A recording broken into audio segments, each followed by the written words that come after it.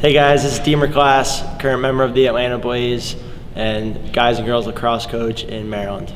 Hi guys, I'm Lauren Lee, ECD Pro, current midfielder for the Philadelphia Fire. Today we're going to be talking about 8-meter shooting and some different techniques and stuff you can try to work on shooting on the run and shooting a set or time and room shot out of the 8-meter shot. So typically on my 8 meters, I like to run it in. I'm known to be a faster player, so I like to beat my defenders off the line. So it gives me more time and space inside the 8 to get my shot off. So when I'm starting, one thing I learned at Florida is definitely our foot placement. So if you were to get pushed from behind, the foot that lands first is the one that you're gonna have back, because that's gonna be your dominant foot. So when we're going, I like to have my right foot back, left foot forward.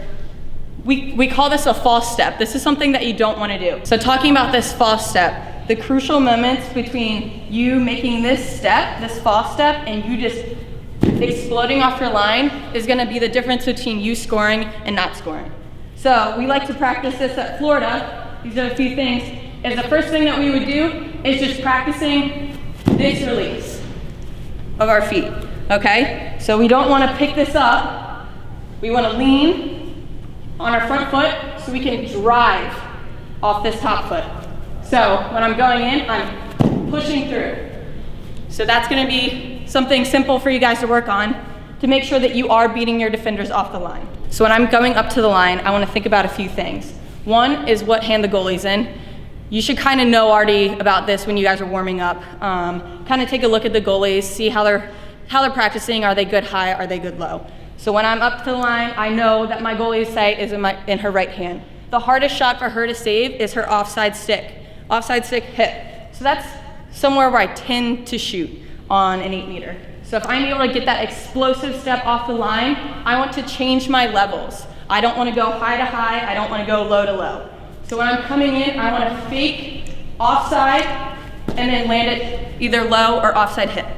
So if you are taking multiple 8-meter shots during a game, what's important to remember is that you shouldn't be taking the same shot over and over. So it can get frustrating if the goalie does have your stick, does have your shot kind of dialed in. It is important to remember to not go high to high, not to go low to low, but to change it up every now and again. So if you're coming in, you can go high to offside stick, high to low, low corner, high to low, same side.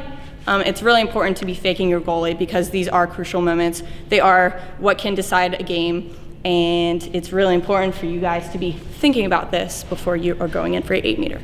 So a couple of things I like to think about as well when I step up to the 8-meter is where I want my hand placement. So for me, I mean, everybody's different. Some girls like to start low, to run in, to bring it up. What I like to do is I already like to have my hands close to my face, up near my shoulders, because the girls are gonna be coming in. It's important for me to already have my hand ready to shoot. So when I'm stepping off this line, I'm having it here, I'm protecting it, and so I'm able to have that quick shot off. So in girls lacrosse, we're not typically gonna be winding up like this before an 8-meter if I'm running it in. You'll see a lot of girls, if they are taking these shots, they won't run it in. But this is just habit, I found that it works for me. I'm going to bring it in here, I'm gonna step off my line, so I'm off my line. Before my defenders come in, I like to fake the goalie up high, and then I'll shoot offside stick hip, low. But it's just easier for me to have it up here. Another thing you've been seeing a lot, if you've been watching a lot of the collegiate girls play, is a lot of players starting to step in from 8 meters and shoot time and room shots. So the setup when you're shooting a time and room shot in general is going to be a little different than when you're setting up to run in for a free position. So as Lauren just showed to you, she's setting up, I'm left-handed, so I got my right foot first, sitting up here with her stick up and pointed forward. My chest is open, facing my target. When you shoot an 8-meter, you only need to take 2 or 3 steps to get your shot off quickly. So you already want to be in a good shooting position. When you shoot time and room, you need to make sure that your shoulders are turned, your body's turned, and you have your front shoulder and front foot pointed to your target. So if I were to take an 8-meter shot, I'm going to be here, athletic stance, making sure my foot is right up on the line. My hands are already back and extended. my first step is going to be with my front foot.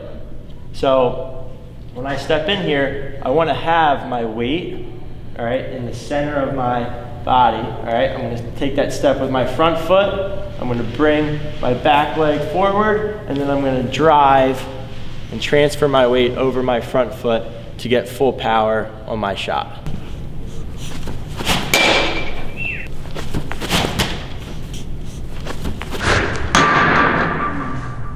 And just as Lauren said earlier, when you're taking these 8-meter shots, it's important to change up what you do throughout the course of a game and throughout the course of a season. If you start early on in your first 3 or 4 games and you stick a couple shots to the top right or to the off hip right, goalies are going to have that on film and coaches are going to be scouting you for that.